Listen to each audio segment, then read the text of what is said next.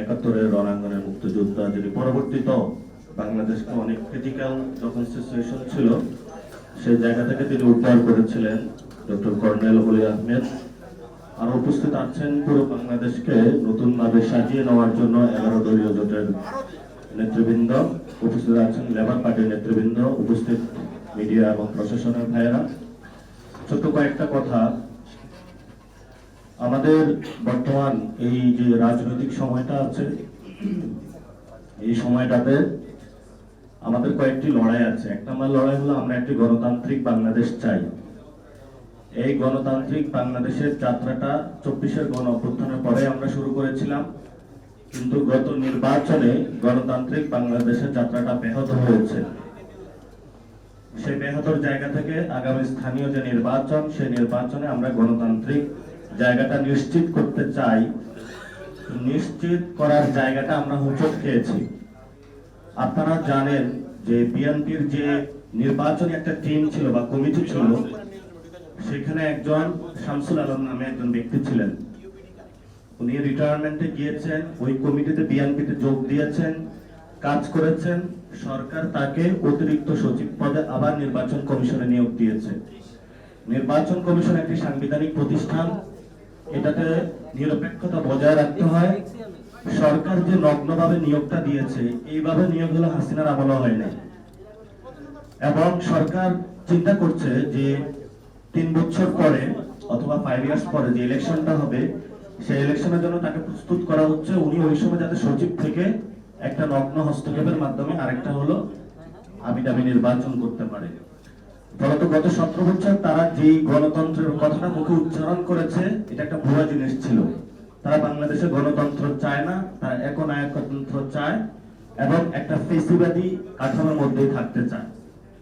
দ্বিতীয়ত যে বিষয়টা আমরা এই সংসদে শুরুতেই বলেছিলাম চুক্তুকে বাদ দেওয়ার জন্য, কিন্তু তারা দেয়নি।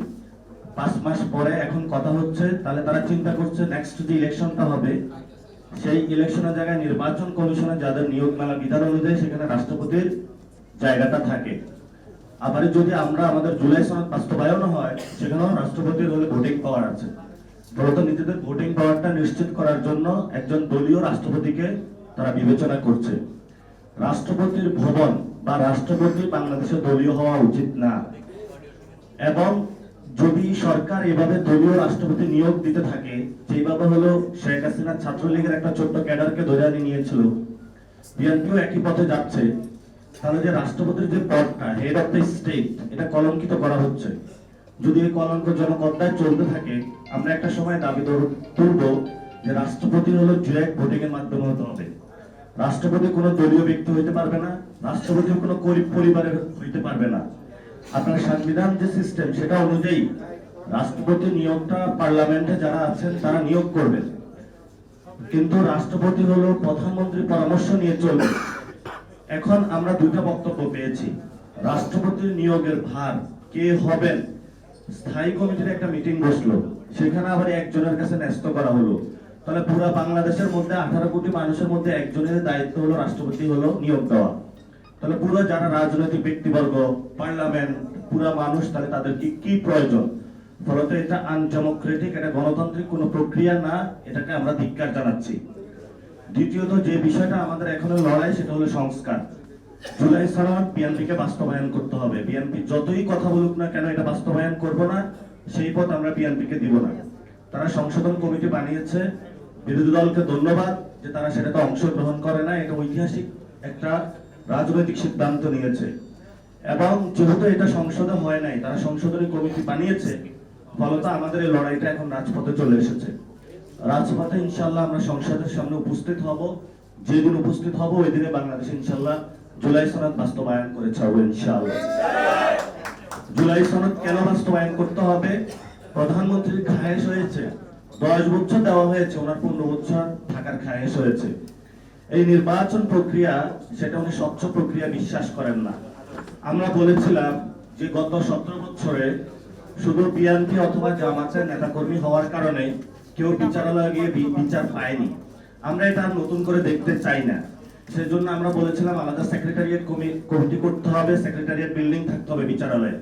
সেটা করাও হয়েছিল, কিন্তু বিএনপি সরকার এসে বাতিল করেছে। প্রত্যেকটা জায়গায় আমরা আনডেমোক্রেটিক সিস্টেম দেখতে পাচ্ছি, অগণতান্ত্রিক শাসন ব্যবস্থার দিকে যাচ্ছে। ফলত এই সরকারকে জুলাই সনদ বাস্তবায়ন করতে বাধ্য করতে হবে। কারণ তারেক রহমান যিনি বলেছেন যে জনগণের ভোটে উনি নির্বাচিত হয়ে প্রধানমন্ত্রী হয়েছেন, এই ভোট একটা ভোট ছিল না, দুইটা ভোটে হয়েছেন।